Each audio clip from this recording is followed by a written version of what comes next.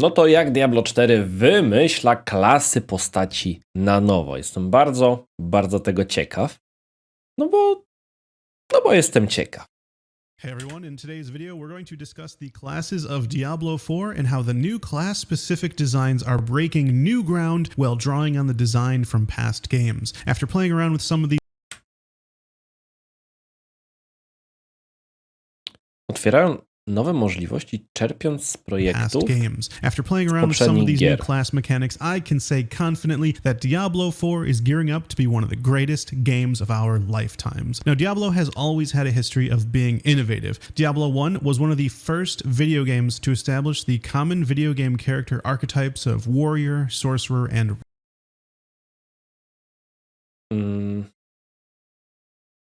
Diablo 1? Na pewno? Na pewno?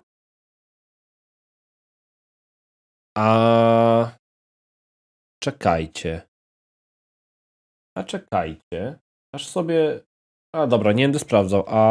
Dungeons and Dragons? Each class's abilities offsetting the other's weaknesses. Many games and even films still use this archetypal trio today. Of course, Diablo did draw inspiration from the legendary 1974 fantasy tabletop role-playing game Dungeons and Dragons, which first introduced class-based systems. Fast forward to Diablo 4, and one feature I'm most looking forward to is how each class has multiple unique class mechanics. For example, the Druid will be the only class that can loot spirit charms, which are items that can be presented as offerings that you can give to one of the 4 great animal spirits. We know that 3 of them are the snake, eagle, and wolf, and depending on which spirit you choose, it will empower you in a different way. Each spirit has a number of different boons to choose from, but you can only select one, and not all spirits will be available initially and need to be unlocked one by one. But once all are unlocked, you can choose freely from among the... No ale czy to jest wymyślanie czegoś na nowo teraz tutaj? No nie, no druid. 4 spirits, selecting one boon from each spirit and one extra boon from a spirit of your choice once they're all unlocked. No dobra, no różnica jest zasadnicza. W poprzednich częściach druid mógł zmieniać sobie kształt i biegać tym, czym chciał, a tutaj nie może. Po prostu kształt są przypisane do umiejętności. Now, depending on your playstyle, the best animal spirit to align with will change, and these animal spirits are located in Skazglen, which is the druid-like zone and outside of the scope of the Diablo 4 beta, taking place exclusively in Fractured Peaks. So you won't be able to experience this during the beta, and we'll have to wait until the game launch for it. And if you're enjoying this video so far, make Lilith happy and like and subscribe. Now this mechanic reminds me of how World of Warcraft really nailed it on class identity, giving class-specific quests such as... Czyli czerpie z WoWa. Czyli na razie czerpie z Dungeons and Dragons, z Diablo 1 i z WoWa.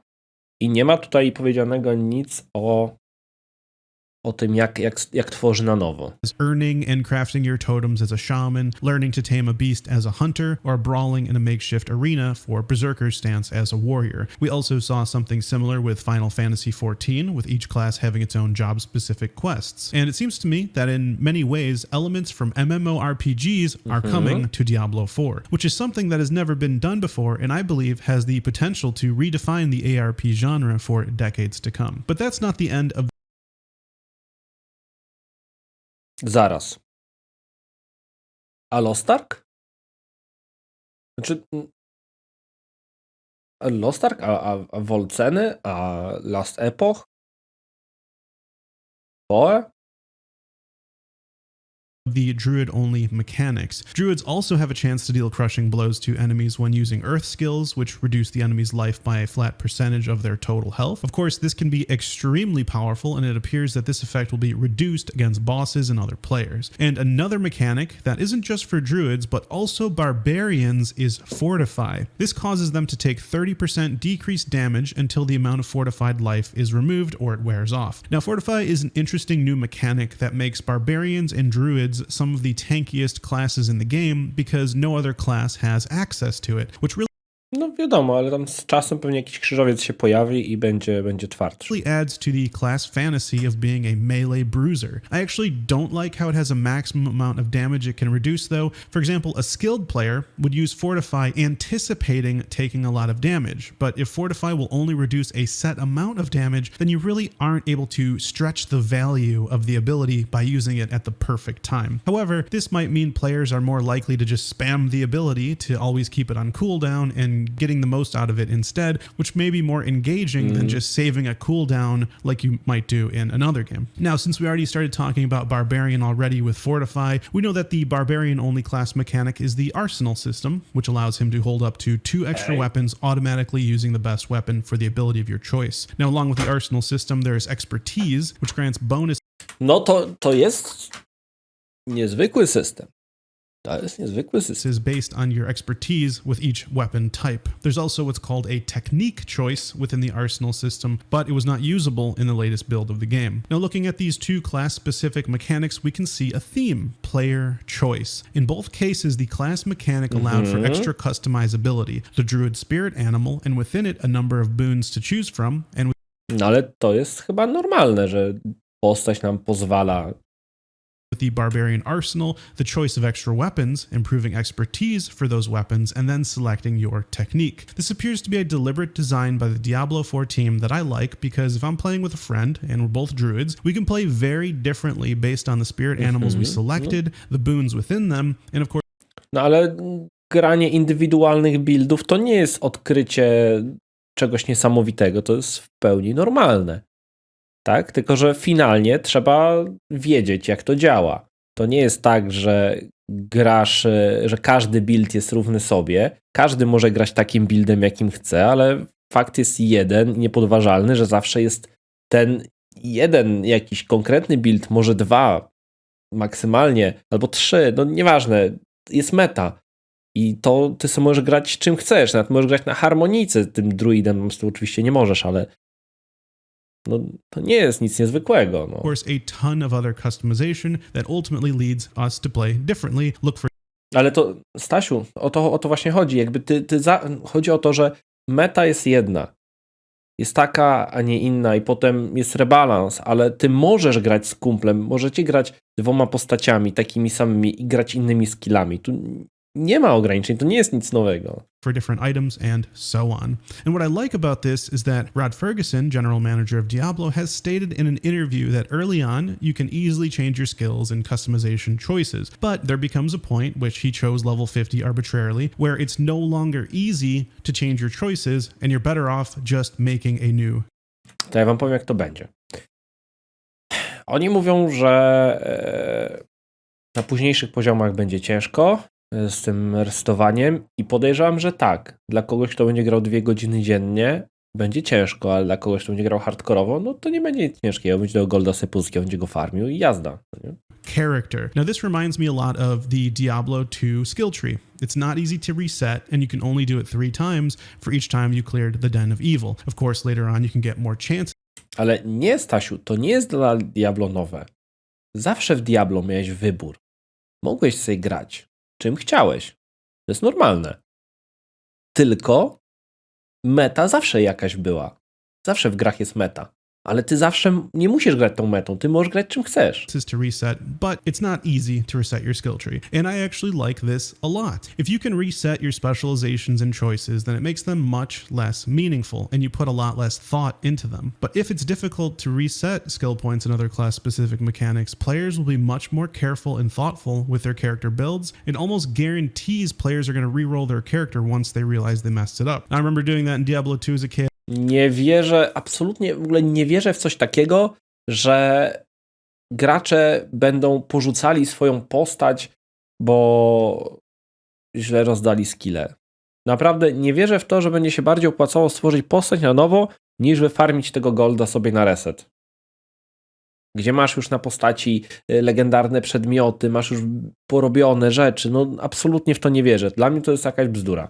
And honestly just made me respect the game so much more as being challenging. Now if you look at the Book of the Dead, for example, the Necromancer's class mechanic, it allows for a number of different playstyles. If you want to command legions of skeletons, you can, or if you like the dark spellcaster theme without the summons, you can also customize your build like that. Now the first thing that comes to my mind is the Death Knight in Wrath of the Lich King. You can get a permanent ghoul if you go unholy, and you don't if you choose the other specializations. Now the Book of the Dead lets you choose to have only a golem, or the biggest possible summon army possible, or the opposite, no summons at all. When I played, there was even a lot of customizability a layer deeper. For example, you could choose skeletons that are attackers, and they have less health and armor, but deal more damage, or you could choose the tank skeletons, which actually have shields and soak more damage. So there's even more customization after you make your initial choice of summons or no summons. Now I would say the first part of this isn't anything new. Necromancers could already choose to not be a summoner, but customizing your summons is a cool new feature that I'm actually glad they added. Now Sorcerer gets the enchantment system. This allows access to 3 extra skill slots called the enchantment slots. A to też nie jest nic nowego. No. To takie rzeczy się już też pojawiały w grach. To wiecie, to właśnie to jest, to działa na takiej zasadzie, że jeżeli ktoś grał w gry komputerowe dużo, tak, no to on już te rzeczy widział, ale jeżeli ktoś nie grał dużo, tak, bo być może twórca tego materiału pierwszy raz się z czymś takim spotyka i on wtedy taki materiał tworzy, to jest w ogóle niesamowite rzeczy się dzieją, i on sam dla siebie ma rację, ale generalnie tak nie jest. A spell placed into an enchantment slot becomes a passive skill. For example, Meteor will just periodically be cast on a random enemy nearby, or if you place Ball Lightning into an enchantment slot, it causes all crackling energy to instead become Ball Lightning, which sounds really powerful. This is an interesting take on a class-specific system because it allows you to effectively use 3 more abilities than other players, even if it's just a passive effect. Rogues are unique in that they can alternate between ranged weapons and melee weapons, freely using either type of skill, and their character will automatically start using the appropriate weapon. This already sounds like a fun mechanic to play with, and I can't wait to try it out. But that's not all. Rogues also need to choose to align themselves with one of 3 rogue guilds: Sisterhood of the Sightless Eye, the Mercenaries of Kedges. Ale nikt nie mówi, że gra ma nie czerpać. Absolutnie. Nikt nic takiego nie powiedział.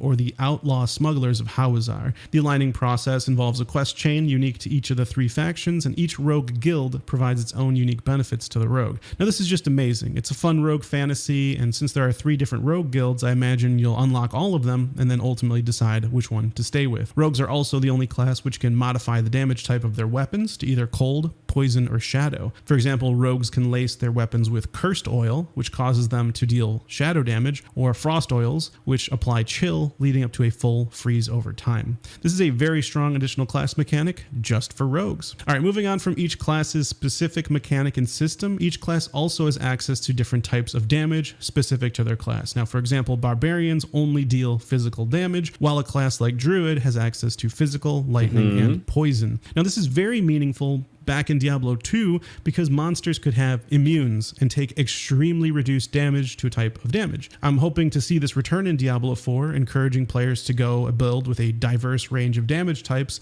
and it also means that certain classes can farm certain areas better than others, depending on what monsters are immune to there.